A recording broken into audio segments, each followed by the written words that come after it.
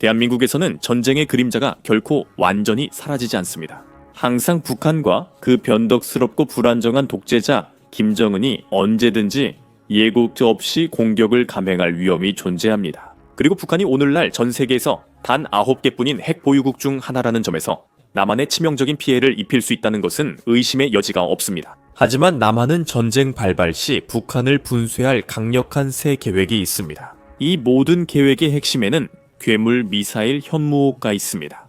현무는 1980년대부터 시작된 한국 미사일 계열 전체에 붙여진 이름입니다. 그리고 최초의 현무일에 은 대한민국 육군이 사용한 첫 번째 국산 탄도미사일로 1987년에 실전 배치되었습니다. 이 미사일은 약 110마일, 즉 180km의 사거리를 자랑했으며 1100파운드 즉 550kg의 탄두를 탑재해냈습니다. 곧이어 성공 사례들이 뒤따랐습니다.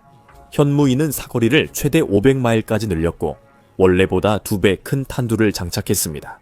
그 다음에는 현무3이 등장했음했는데 이 미사일은 1100파운드, 즉 550kg의 재래식 탄두를 탑재했습니다.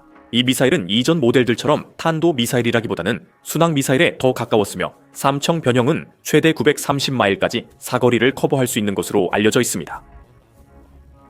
목표물을 타격하기 위해 지형을 넘어 비행할 수 있었고 이후 현무사는 기존 미사일보다 더 큰 탄두를 장착했습니다. 무게가 4,400파운드, 즉 2,000kg에 달하는 이 미사일의 탄두는 북한 영토 내의 지하시설과 강화 벙커를 파괴할 수 있도록 설계되었습니다. 공개 자료에 따르면 이 미사일 사거리는 최대 800km, 500마일입니다. 현무사는 이미 괴물 같은 미사일로 가장 강력한 적의 구조물조차 지도에서 지워버릴 만큼 충분한 화력을 자랑합니다. 그러나 한국은 예측 불가한 이웃국에 더 큰 압박을 위해 더 크고 강한 무기를 원했습니다. 그래서 한국의 엔지니어 팀들은 현무 계열의 다음 진화형인 현무5 개발에 착수했고 이 미사일은 2024년 10월 1일 대한민국 국군의 날 76주년 기념식에서 공식적으로 공개되었습니다. 당시 한국 정부 관계자들은 이 미사일의 기술적 사양에 대해 입을 굳게 다물었습니다. 실제로 그들은 기념식에서 미사일 자체를 공개하지 않고 대신 발사관과 차량만 전시하기로 결정했습니다. 하지만 그럼에도 불구하고 그들은 군사 분석가 커뮤니티를 열광하게 만든 흥미로운 정보 몇 가지를 공개했습니다. 첫째로, 그들은 미사일의 무게가 무려 36톤이라고 밝혔는데 이는 현무호가 미국의 LGM-30과 동급임을 의미합니다. 미니트맨 3세계에서 가장 강력한 대륙간 탄도미사일, 대륙간 탄도미사일 중 하나입니다. 하지만 전 세계 전문가와 분석가들을 놀라게 한 건 탄두 무게였습니다. 이렇게 무거운 탄두의 비핵 탄도미사일은 세계적으로 전례가 없었습니다. 대부분의 기존 미사일들은 훨씬 더 작으며 탄두 무게가 1톤 이하인 경우가 많습니다. 또한 2021년 이전에는 한국의 탄도미사일 지침이 폐지되지 않아 서울이 이처럼 강력한 미사일을 만드는 것은 합법적이지 않았을 것입니다. 전문가들은 곧 제한된 공개 자료를 분석하며 미사일의 설계와 구성 요소에 대해 추정과 가정을 하기 시작했습니다. 국제전략문제연구소 International Institute for Strategic Studies, 국방 및 군사분석연구원 조셉 댐프시 등 많은 전문가들은 현무5가 큰 중량을 가진 점에서 지하 벙커를 파괴하거나 손상시키기 위한 특수 부품이 포함됐을 가능성이 높다고 결론지었습니다. 댐프시는 2024년 10월에 이 모든 내용을 설명하면서 현무5에 그렇게 큰 탄두를 장착한 공식적인 이유는 북한의 가장 견고한 목표물을 관통하기 위함이라고 밝혔습니다.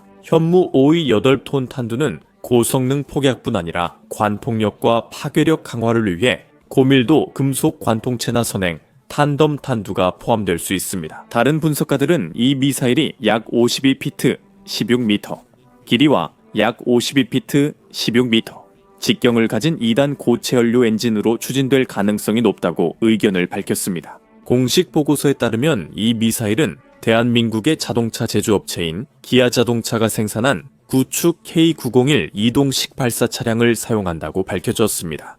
이 미사일 탄두는 지하 100m 넘는 구조물도 파괴할 만큼 강력하고 사거리도 뛰어납니다. 8톤짜리 탄두를 장착했을 때 최대 2200마일, 3500km, 1톤 미만의 대체 탄두를 사용할 경우 3420마일, 5500km 이상의 사거리를 가진 것으로 보고되었습니다.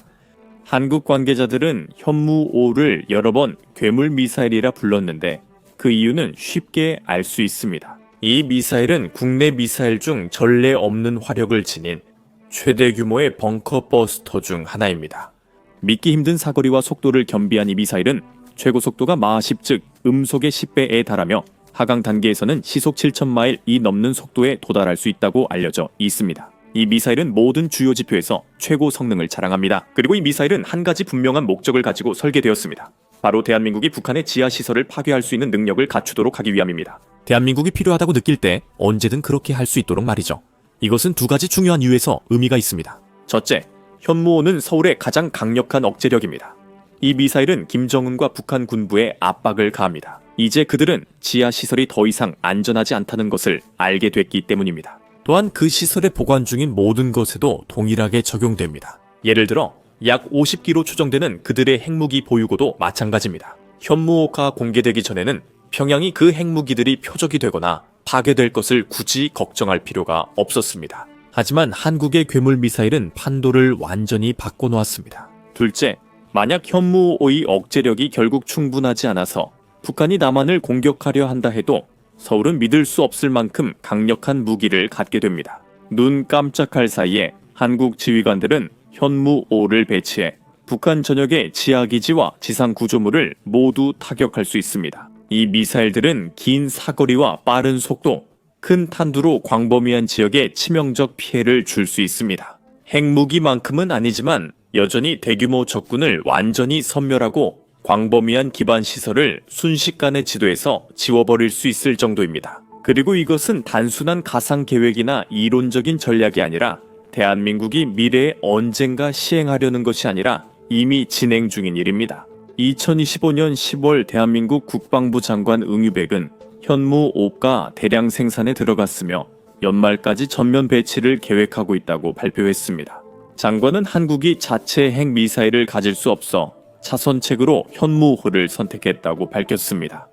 대한민국은 핵확산 금지 조약 회원국으로서 핵무기를 보유할 수 없기 때문에 저는 우리가 공포의 균형을 이루기 위해 현무5 괴물 미사일을 상당량 보유해야 한다고 굳게 믿습니다. 대량 생산이 시작되고 생산량 확대 방안이 모색되고 있습니다. 핵확산 금지 조약은 1960년대에 협상 체결되어 핵무기 확산과 개발 방지를 목표로 합니다. 이 조약은 사실상 당시 이미 핵무기를 보유하고 있던 국가들, 즉 미국, 소련, 영국, 프랑스, 중국만이 세계 유일의 핵 보유국으로 남아야 한다고 명시했습니다. 대부분 국가가 이 조약에 서명하고 조건에 동의했으며 북한과 남한도 포함됩니다. 하지만 북한은 2003년에 탈퇴해 이 조약에서 유일하게 빠진 국가가 됐습니다. 이후 자체 핵무기를 보유하고 2006년 첫 핵실험을 했습니다. 이로 인해 북한의 최대 적이자 이웃인 대한민국은 매우 불안정한 위치에 놓였습니다. 서울은 조약에서 탈퇴하며 따르기를 원치 않았습니다.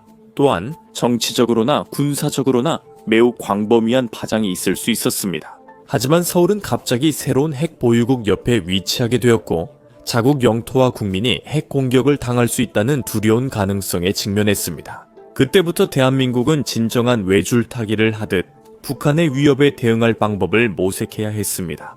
그러면서도 어떤 도발로 보일 수 있는 행동은 하지 않으려 애써야 했습니다. 대한민국은 국민의 안전을 지키고 한반도에서 전쟁 위험을 최소화하는 방법을 찾아야 했습니다. 또한 김정은의 불안정한 정권을 상대하면서요. 남한뿐만 아니라 전 세계 여러 나라에서도 북한이 핵무기를 포기하라는 요구가 있었습니다. 지금까지 그런 요구는 받아들여지지 않았습니다. 그리고 2025년 9월 뉴욕에서 열린 유엔 총회에서 드물게 연설을 했습니다. 북한의 부회무상 김성경은 연단에 올라 자국의 핵무장 입장을 옹호하며 핵무기는 우리의 국가법이자 국가정책이며 주권적 권력일 뿐만 아니라 존재권이기 때문에 결코 포기하지 않을 것이라고 밝혔습니다. 그렇게 하는 것은 우리에게 주권을 포기하라는 것과 다름없습니다. 2018년 이후 북한 관리가 유엔 총회에서 연설한 것은 처음이었습니다.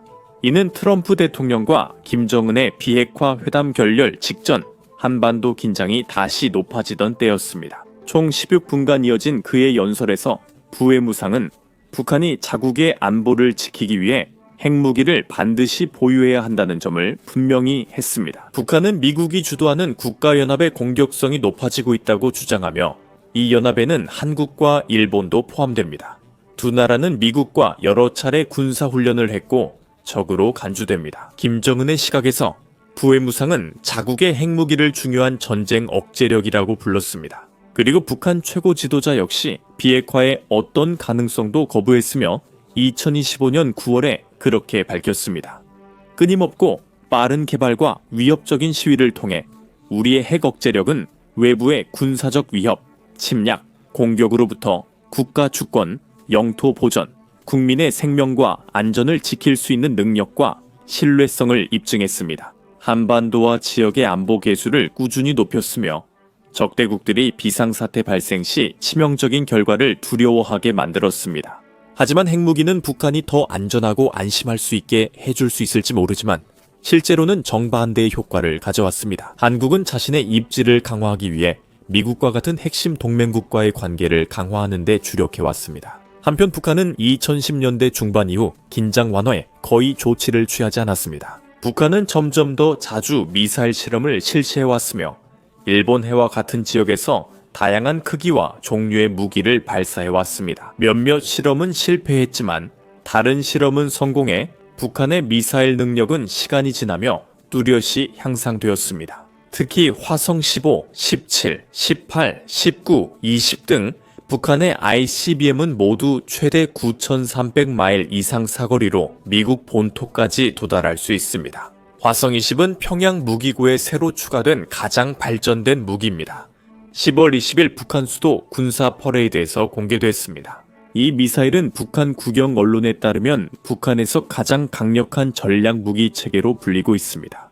정확한 기술 사양은 비밀로 남아있지만 이 미사일은 이전 어떤 미사일보다 더 무거운 탄두를 탑재할 수 있고 아마도 더 먼 거리까지 날아갈 수 있을 것으로 보입니다. 그리고 미국과 한국의 전문가들은 러시아가 이 미사일 개발에 기술적 지원을 했을 가능성을 우려하고 있습니다. 북한이 우크라이나 전쟁을 지원하기 위해 병력과 기타 자원을 파견하는 대가로 북한 당국자들은 음속의 5배가 넘는 속도에 도달할 수 있는 최첨단 극초음속 무기 체계를 자랑하기도 했습니다. 이러한 기동성과 공중에서 회피 기동을 할 수 있는 잠재력까지 더해지면 극초음속 미사일은 요격이 매우 어렵게 됩니다. 그리고 평양이 남한의 방어망을 압도하기 위해 점점 더 크고 강력한 무기들을 모기 위해 할 수 있는 모든 일을 다 하고 있다는 것은 모두에게 분명해 보입니다. 북한이 점점 더 위험해질수록 남한이 자체 방어 및 공격 능력을 확장하고 향상시키는 것이 그만큼 더 중요해집니다.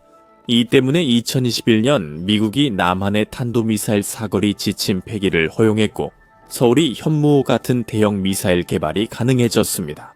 2024년 미국과 남한 대표들 간의 회의에서 미국은 북한이 남한이나 미국 자체에 핵무기를 사용하려고 감히 시도할 경우 북한 정권을 제거하겠다고 약속했습니다.